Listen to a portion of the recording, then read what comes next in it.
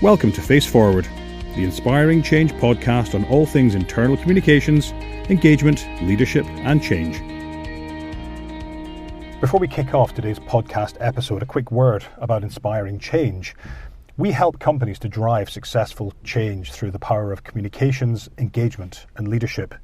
We've worked with many organisations, large and small, across many different sectors, and we'd love to work with you. So, if you've got an upcoming change that you think you might need support on, or perhaps you're in the middle of a change that isn't going quite so well, we'd love to hear from you.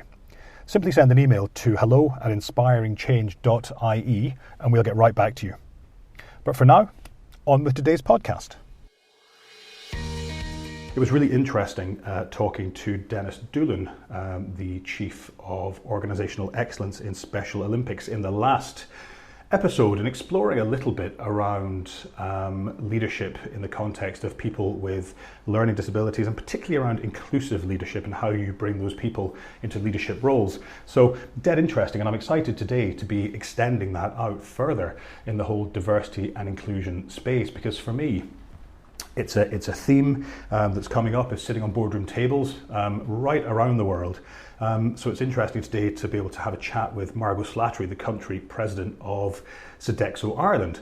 Now, you may not know Sodexo, but you certainly will have interacted with them at some point, someplace, in some guise in your everyday life, because they are everywhere. I was doing a bit of research yesterday on the web, and just a couple of little bits, I guess, from a D&I perspective, that Sodexo was a founding partner of Ireland's first diversity charter a number of years back. Diversity Inc. named the company among the top companies for LGBT employees, and also talent acquisition for women of colour and executive women. And I guess it's about putting focus on those types of issues first that really gets momentum behind them. I guess from Margot's perspective, I'm sure you're going to be the height of humility, Margo, so I'll do a bit for you first. You're a member of Sodexo's global LGBT leadership team. You chair the UK and Ireland sexual orientation workstream, and you're also the founding chair of Sodexo's Women Work Network, and I'm sure we may well cover off a few of those things as we talk. I do like to do my research. Well done. So thank you for having me. It's really nice to be here. No, thank you. Pleasure. Why don't we start by just, as I often do, easing you in gently. Sure. You tell me a little bit about your career, where you've come from, and your role in Sodexo. Okay. And thank you, Scott. Delighted to be here and to be doing this. A little bit about me. Born in County Limerick. I'll give you the very shortened version. Parents Mick and Anna, both unfortunately now passed from this life, but I suppose pretty idyllic childhood. Born in a farm in County Limerick, and brought up in pretty innocent days, I think, and in good times. And I probably felt very much a loved and cared for child. So I think that was a great start in life.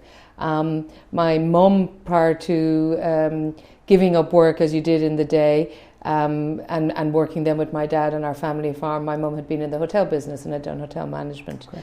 And I think from a very young age, I had a huge attraction to hospitality, service industry, probably because we knew lots of people in that industry and talked about it a lot. So when I was getting to the latter part of my career, I was very much attracted to something in that line, and had done a couple of summers in hotels, everything from being a chambermaid to cleaning to working behind a bar and waitressing, etc. So I knew it was something I enjoyed, and particularly I think the relationship side of things. And so I decided to go and do hotel and catering management, and I had a kind of a linear way of getting there, because I didn't actually get in the first time I went there. I had a fairly average leaving cert, and so I went and did a chef's course first, and then started that as the beginning of my getting into do hotel and catering management, which I laterally went back and did in Cahill Street. I suppose life has literally been a very interesting journey from then, and I've ended up, running the company here in Ireland, where we've just over 4,000 employees and 100 and something plus services. So food and the service industry is always a big part of it, but we also do so many other things, and my own life has moved in very different directions. And it's pretty wonderful. And I suppose the last couple of things about me, I'm married to Sarah. We've been married 2 years now, get my facts right, in a civil partnership. You'll be in trouble otherwise. Yeah. We've been in a civil partnership since 2014. So we're the beneficiaries, if you like, of some of the big social change in this country. And we have a good life, a busy life, but I'm loving it all and enjoying it, and a very happy and contented person, I'd probably say. Brilliant. So the podcast generally, we're gonna kind of delve into some of the D&I kind of things later on. But from a leadership perspective, what's your views on what makes a leader a great leader? Well, I take it from sort of two perspectives. First of all, what has been my view from, being led by great people or people who I feel have made a big impact, and then obviously what have I done and what's my part to play in it. I think one of the most important things in leadership is somebody who leads with a lot of personality and who has a lot of empathy and, is a great listener. So that has been, something that I've enjoyed having the benefit of from some great leaders. So people that have, I suppose helped me in my journey have been people who have those attributes in a strong way.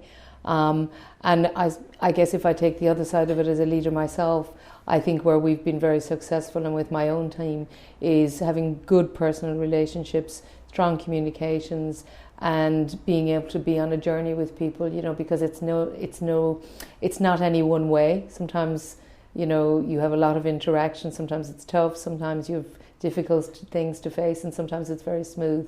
But being, empathetic and understanding and, more than anything else, I think being able to take the rough and the smooth with people on a process. And I think, for me, oftentimes, I think in business, we have this view that it's the very rational, we must go to work and we leave our emotions at the door and we don't bring ourselves, our full selves to work, and we don't bring our hobbies or our creativity or our personal problems, or of course we do. Of course we do. And actually if we don't bring them to work, then actually all we're doing is canning them up. I agree totally. I think we spend so long, I'd spend an average of 14 hours, and that's not, great or anything, but if you put in travel and various things that you're doing. So how can I not bring, all of what's happening for me? And it's the same for the people who work with me. And, over the years with my team here, we've all get to know each other very well. I mean, I see people, I was looking at something last night on some social media, and one of my colleagues' wife had put up something, and it was his son graduating, and I remember before this little fella was born, So I've seen people in all of their phases of their lives. People get married, divorced, second relationships, kids growing up, communions, confirmations, whatever it might be. And we can't divorce ourselves from that. This is human beings we work with. Yeah, I agree. As people often say, human beings, not human doings. Yeah, exactly. Yeah. So when we think about diversity, yes. And the role of diversity in the workplace, what role does diversity have to play in organisational success? Why is it so important to success in organisations? Because I think if you don't have, if you haven't really examined it, so this is about a life of examination probably is where I'll start on that. Because we can talk about it, but unless it's actually something you proactively try to make sure happens. So we all have diversity, but we don't always examine it or know it. So when it's examined and you know it, and then you become inclusive, then I think it becomes, if you like, it's the key in the lock. It's something that turns and changes things. Because what you're doing is you're really saying to people,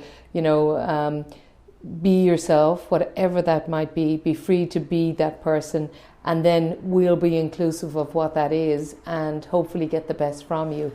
So I'll take a very simple example, and maybe it's, it's pretty personal to me, but if you take somebody who's LGBT, if that person is covering something, or perhaps somebody with a disability or whatever it might be, if somebody is not being themselves and they're covering something and they're always kind of putting a guard around something, then their engagement is really low. And if our engagement's low, then as an organisation, productivity suffers. So for me, it's about productivity, engagement and outcome for people. And I think the organisation benefits hugely if it can, get 100% or 90-something% rather than 50. And isn't it funny how all of those things are so intertwined, that if I let you bring your best self to work, if I let you bring the diversity that you bring, if I then include you in everything that we're doing, actually in turn, that starts to drive business success. Yeah. I just find it a really interesting situation.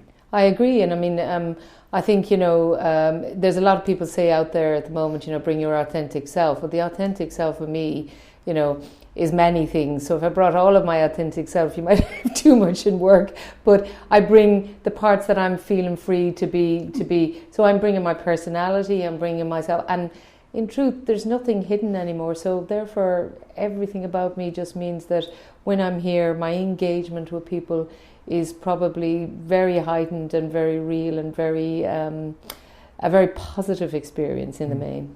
Okay. It was funny, Dennis Doolan, who I mentioned earlier, who we had on the last podcast, he was talking about inclusive leadership, particularly around people with a learning disability. Yeah. And what somebody who maybe has Down syndrome or another intellectual disability can bring to an organisation. And one of the things that he pointed out was honesty. Yeah. That actually, oftentimes, somebody with an intellectual disability just says it how it is. Exactly. Which is so refreshing. But actually, as he pointed out, you can train them, you can upskill them, you can give them all the leadership development, you can really help them to be their best self. But if you then drop them into a culture that isn't ready for that, then they're not going to succeed. I agree. It's not going to go well. So I wonder, from your perspective, what's the role of a leader or even the leader and the people in the organisation? What's their role in creating that culture where people who are more diverse can be included and that there is that inclusive culture? Yeah, I think you pick on something that's incredibly important there, because you can't just sort of, we need to create the culture, we need to make sure there's the right environment, and the worst thing possible, whether it's a physical disability, whether it's somebody, coming from a point of view of orientation, whether it's around a gender, whatever it might be. And we all have all of these things, so that's all of us. But we need to make sure that, the environment we're putting somebody into is suitable. And I think there's an incredible responsibility on an employer to make sure that that's there. So there's nothing worse than saying, we're going to ask 3 people with disability, or we're going to have inclusive around autism or something, and not create an environment that's suitable. Because what you'll do is you'll drive these people away. And we see it even now, I think in the very modern world of work, that we're perhaps, doing a lot of conversations around millennials and how do we include more generation Z, etc. But we don't actually change anything about our way of working. And if we don't, they're just not staying. So they'll stay for a little bit, and then they'll just go. Yeah. So I think that, it's not just a responsibility, but it's also a good investment. So if you're going to be an inclusive employer and you're going to be an inclusive leader, you have to make sure you have an inclusive environment, or else you're kind of putting it in at one end and letting it out at the other. So it's false. And what are some of the practical things do you think that leaders can do to create that inclusive environment or that inclusive culture? Well, I think it starts in the very beginning by setting out as a leader what your stance is on it, and then you have to be that change you want to see. And many people use it, but I love Mahatma Gandhi's saying around that, because if you don't live it and breathe it and do it, what ends up happening is people do something different. So of course we don't want a dictatorship. People have got to do what feels right for them. So I think you've got to set the bar. You've got to be really clear about what your expectation is and what kind of company you're trying to lead. So an example here in our own organisation is, as you can see, it's pretty open plan office, very relaxed. People are dressed pretty casually. We set out to have something that's very open to people being themselves. Then you need to have strong communication, and you need to keep that communication out to all of your people and keep it up and stay true to it, and not just fall the first time you come against a hurdle, and be able to stand up sometimes when there are difficult situations that you might easily back down from. So the consistency is incredibly important, and then encourage and support people. So it's one thing doing all of those things, but if you don't invest in it, so you need to invest in it. So that might be around, for instance, some training around unconscious bias. I think race is a really big issue at the moment. We need to really, really invest in that. Invest in, education around that area, around gender. behaviour. I mean, in workplaces can be often very poor. Making sure we set very, very good guidelines for people, and then continue investing. So it's like a learning cycle. We're putting everything in, we're spending time, we're communicating, and we go back and do it all over again. So we're, creating the culture. I think of it like a culture when you're growing, for instance, something like, something in the science lab. I'm trying to think what it's called, but you create that culture. In a petri dish. Yeah, your petri dish. You need to make sure if you're putting something down it to grow, you've created the right environment. Yeah, it's interesting. I wrote a blog post this week, which listeners can find at inspiringchange.com/podcast on Israel Folau. I don't know if you saw that in the paper. Yes. I don't know depth, but I've seen some. So rugby, international rugby player, played until last week for Australia, had the bones of 70 or 80 caps in a World Cup year, and came out with a statement on Instagram which did not align at all, was completely at odds and clashed with the values of Australian rugby. And Israel Folau, like us all, he is absolutely entitled to his views and his opinions. In this case, those views and opinions did not tally with the views and opinions of Australian rugby, and they said, well, that's your second strike actually, so you're gone.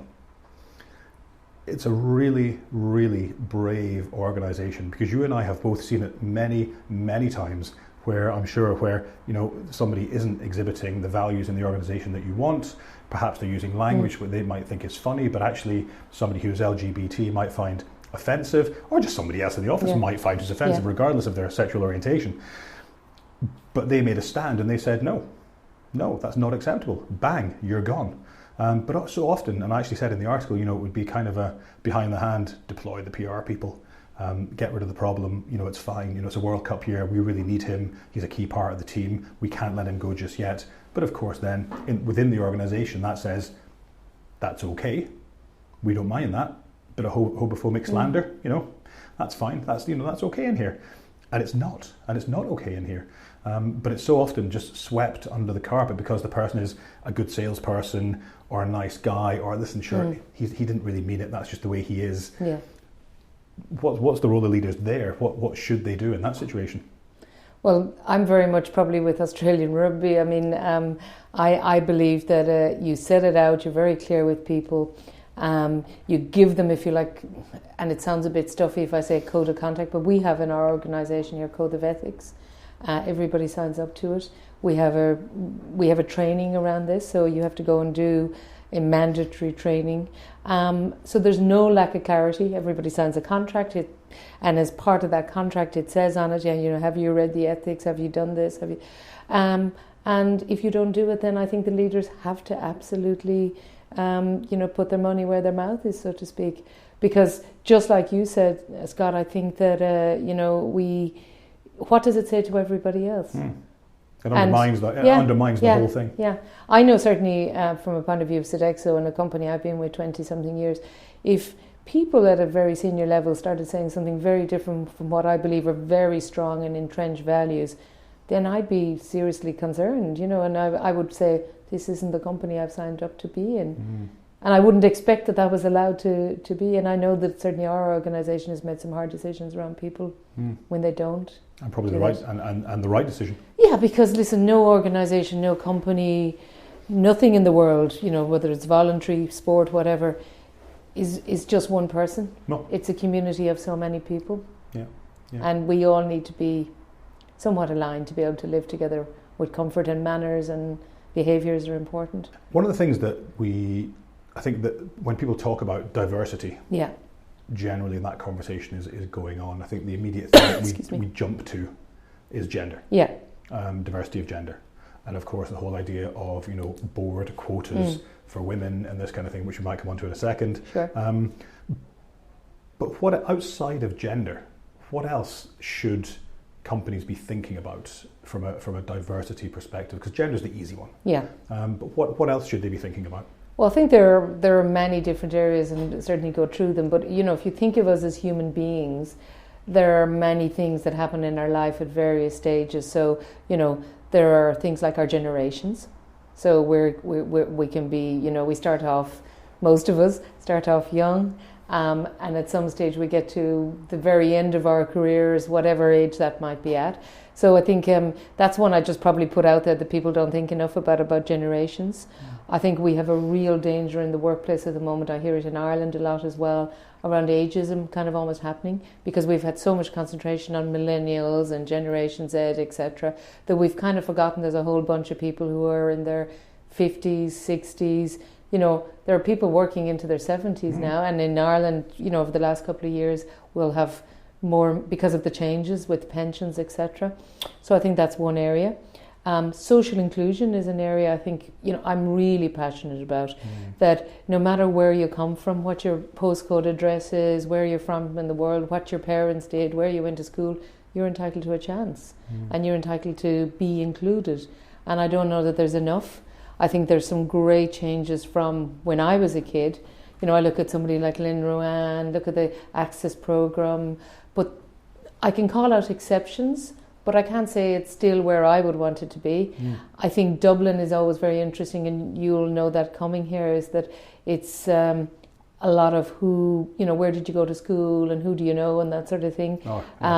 Whereas probably we don't do enough of where we take people for themselves and their ability. So that to me is another area of inclusion.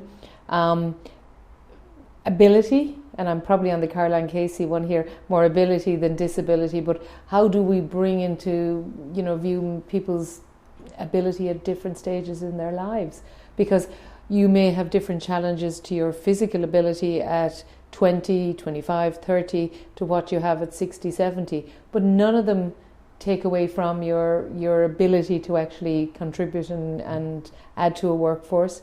Gender is most definitely, and I think around gender we need to talk bigger about gender. Gender isn't just binary. You know, there are many different... I was surprised actually a couple of weeks ago on a national radio station, there was a bit of sniggering around gender, and sort of somebody said, well, surely it's black and white. Well, it isn't just black and white, so there's a lot more to gender. And I think we've got to talk about the intersectionality of all of these things coming together. And then there are areas like we in Ireland, you know, we need to think about the fact that we have an ethnic population that doesn't feel incredibly, and we don't deal with it very well. And then there's sexual orientation. And listen, I could go on. And probably the one that I started with when we were chatting a little earlier was around race. Irish people have said for a very long time, oh, we're not racist. Well, by God, you know, it's easy to say that when you're sitting and you're probably one culture, we're all white, you know, we're very similar. You know, the biggest differentiation we've had is your religion, and even that has probably been more Catholic than Church of Ireland, etc. But that's beginning to change. We're getting more people with different religions, but we're also getting people from different countries. And that's happened over the last 20 years. And now I think for the first time, I'm reading a lot around racism, etc., happening here. And I don't know as a nation that we're actually really ready for it, or have we dealt with it well. So I think there's a much bigger pot of things to need to bring to the surface. And that just my head's spinning. Yeah. Just from the last 2 or 3 minutes of you talking, and just thinking about the challenge that must present for organizations, for leaders. You know, in my head, you know, I've got the analogy of, you know, on record breakers on the TV with a guy spinning plates and trying to keep 120 plates spinning, you know, all at once to try and kind of beat the world record. And that's, from your description, that's what it feels like. It feels like somebody trying to spin lots of plates and keep them all up and keep the balance and keep the status quo, but think about all the different angles that make them more diverse and more inclusive as organizations and people. I mean, incredibly. I mean, you know, if you're looking now at talent, and talent has all ages, you know, again, if you're looking to increase and add to your workforce, and you see daily announcements, you know, somebody's adding 200 jobs, Google's adding so many, I don't know, whatever. If people are adding numbers, then they need to think about what is our company like? What are we saying to the outside world? And you know, how do we attract talent? Because it's no longer just a war for talent, it's about a war for content. What is our website saying? What do we, you know, is there an authentic feeling? And you're spinning all these plates because the people who are coming to you are bringing all of those things that I've spoken about. So They may, you know, have a sort of fluidity around their gender. They may have a physical ability, disability. They may come from a different race, a different culture. Even that whole issue about people, cultural alignment, you know, how we do things, how we do a deal in Holland, you know, how we even kiss each other when we meet. You know, you do it different in one country to another. And our cultural differences are so many. So I think as an employer, if you're not conscious as to that, or as a leader, if you're not conscious as to that, then you're missing out, and you're closing down opportunities and gaps. Yeah, one of the things I talk about often on training courses that I run or workshops is this whole idea of, and it's really simple, but it seems to come up time and time again, is the idea of awareness. Yeah. Of just being self-aware. And I think you touched off unconscious bias there a minute ago, of just being aware that, you know, I've seen this person and I've just made a snap judgment on them, whether it be good or bad. And it's being aware enough to know that you've done that, to be able to take a step back, Absolutely. to be able to reframe and say, actually, okay, let's park that for a second, that snap judgment as one piece of information, but actually, what other information is there here that I can take and glean that will allow me perhaps to make a better hiring decision, a better firing decision, a better promotion decision, a better whatever decision? What else is there? So I think for me, that whole self-awareness thing is so critically important for good leaders.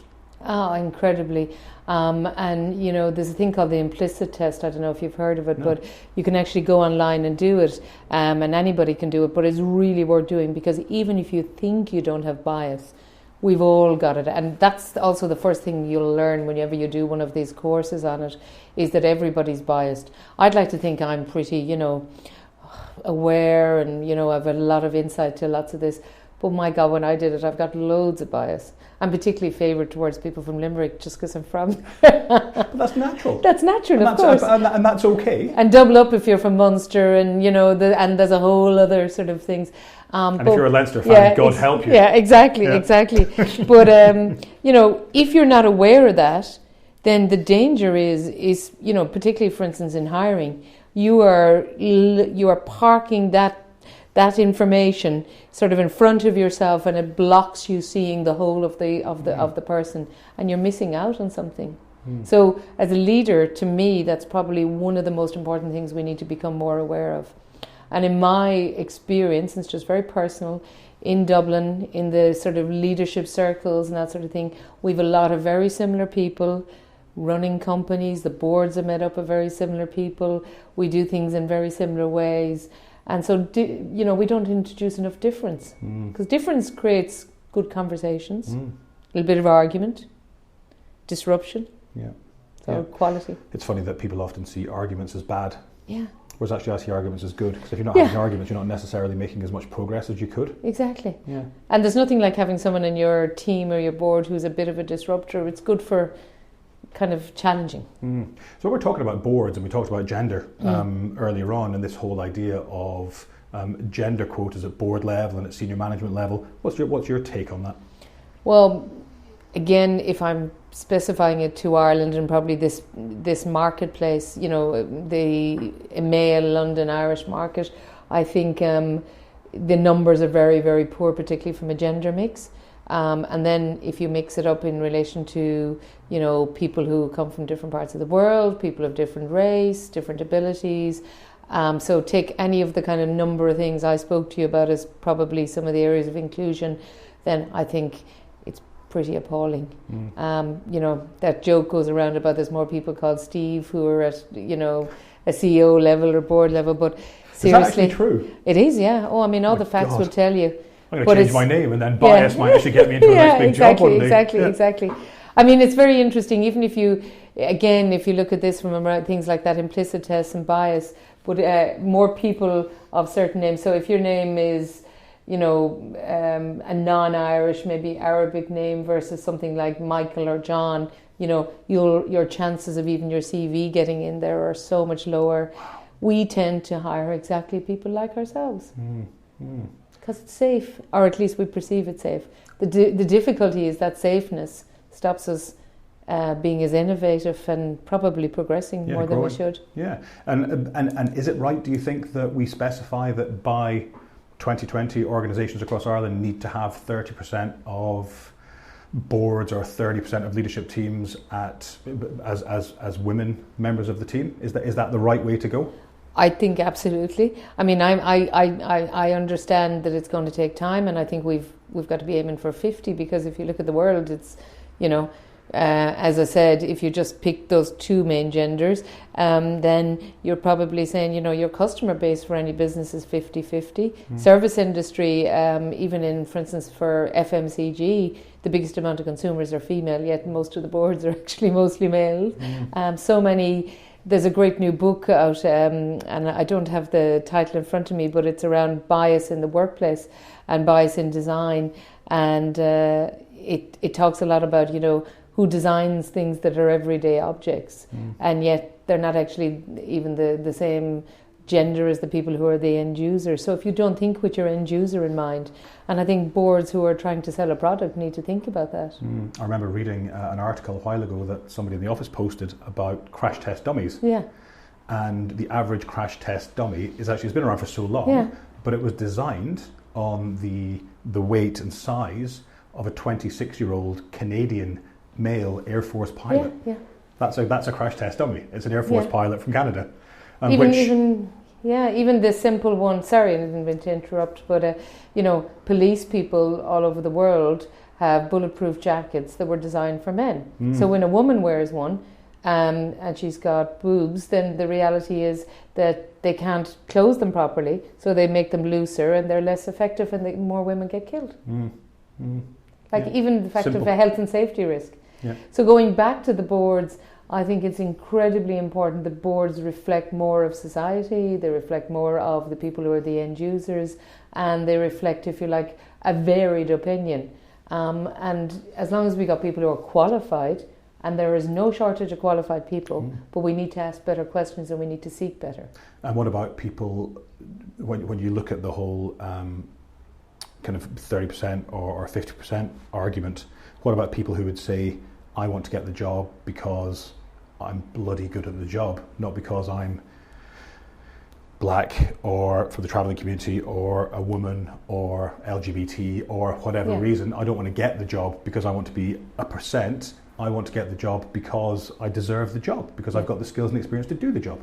Well, I think that everybody should get the job because they've got the skills and experience. So whatever your background is, that's secondary to your ability. I mean, if I'm going for a board, then I would hope that the board looks at the fact that I have the capacity and understand what governance is and all of those kind of things, and I bring skills to a board. The fact that I bring extra skills or different skills or complementary skills is incredibly good, I think. And obviously, if you're composing a board, you want to get a mix of skills. But the reality is, and this is very true in Ireland, is we're bringing the same kind of people all the time. So we're not asking enough questions and we're not doing enough work to get them complementary mix. And so nobody's stopping, anybody going for a job. We don't want to take away from that. But it tends to be the same bunch. We're drawing from the same gene pool all the time. If you draw from that, what you end up doing is you're kind of making, if you like, the innovation extinct, because you're weakening the gene pool. Yeah, it's all the same ideas. It's the same ideas, and we've seen it over the last couple of financial crises and everything like that. What happens? People react the same way. They panic. They do things that are really ill-advised, instead of having maybe perhaps that steadying hand. If there was more difference, people might say stop. I'm not saying they will necessarily, but I think it's something to be thought about. Yeah, it's that other. I think it's that shoulder on the other. That voice on the other shoulder. Yeah. Just saying, hang on a minute, is this the right thing to do? Let's look at it from this perspective. Let's think differently. Yeah. Also, there's a piece maybe around privilege. People here, when I hear people saying, oh, well, we want to get the right people, and we don't want to give people jobs. What's really coming at the back of that? Are people afraid? Is there a fear of losing your privilege? Because if you really, really believe you're so good and you should be on a board and then you'll be picked, because if you are actually really good, people will come to you because of your ability. But if you're going to, put a lot of that out there, is there somebody fear? And I mean, it's one of the biggest challenges in our global world. Is there so much fear at the moment? This is why populism is on rise, etc. People are fearful of losing things. Yeah, and we have privilege. Yeah. A few little things.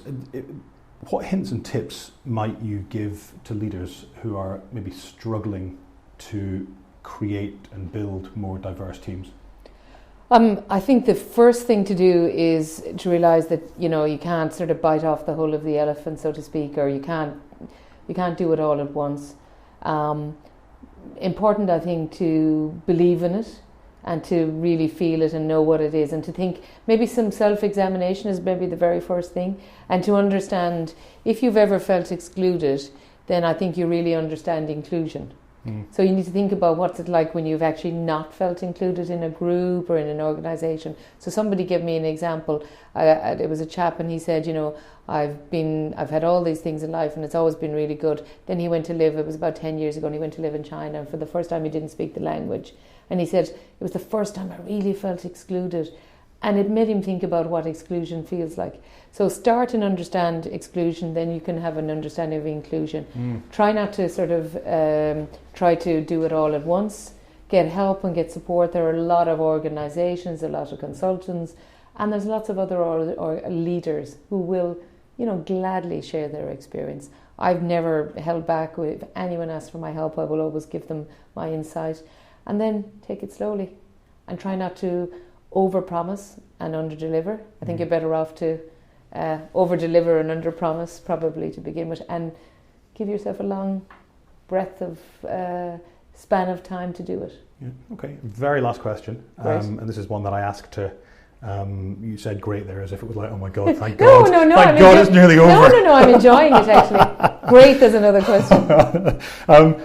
Tell me very quickly, what one piece of leadership advice you would give to your 20-year-old self, or at the start of your career, knowing what you know now? What would that be? I think I often think about this one, and I say to leaders out there about, just do it and be yourself. And probably if I go back, I would probably have done more things and been braver than I probably had been. I waited too long to come out. I was fearful of my sexual orientation, and I think it held me back a lot. And I probably had a couple of opportunities where I could have made more money, invested in things that I probably held back on for various reasons, being safe. So do it, go for it, take chances. And when I talk to young people, and particularly my nieces and nephews, I sort of say to them now, don't get too caught up about the security part and the earlier part after your lives. I came from a generation, Charlie Haughey was warning about, spending and all that kind of stuff in the 80s. And we were very fearful of ever having a house and all that kind of stuff. I'd now to say to them, forget about all that for a while, just enjoy life and do it. Just enjoy life. Yeah. I love that, and what a great way to finish. Margot, thank you so much for taking the time to speak to me. It's been a really interesting, insightful conversation. I think listeners will take a huge amount away from that. A couple of little bits you've mentioned we'll put into the show notes for listeners. But for now, thank you very much. No, thank you so much. I've really enjoyed it. It's a pleasure. Could I do this every day? You can do this every day. Let's do it again next week. Margo, Thanks a million, Scott. Thanks a lot. Thank you. Thanks for listening. If you enjoyed this podcast, please take a minute to rate it and maybe even leave a comment. To learn more about inspiring change, to read our blog, and to hear more podcasts, please visit our website at inspiringchange.ie.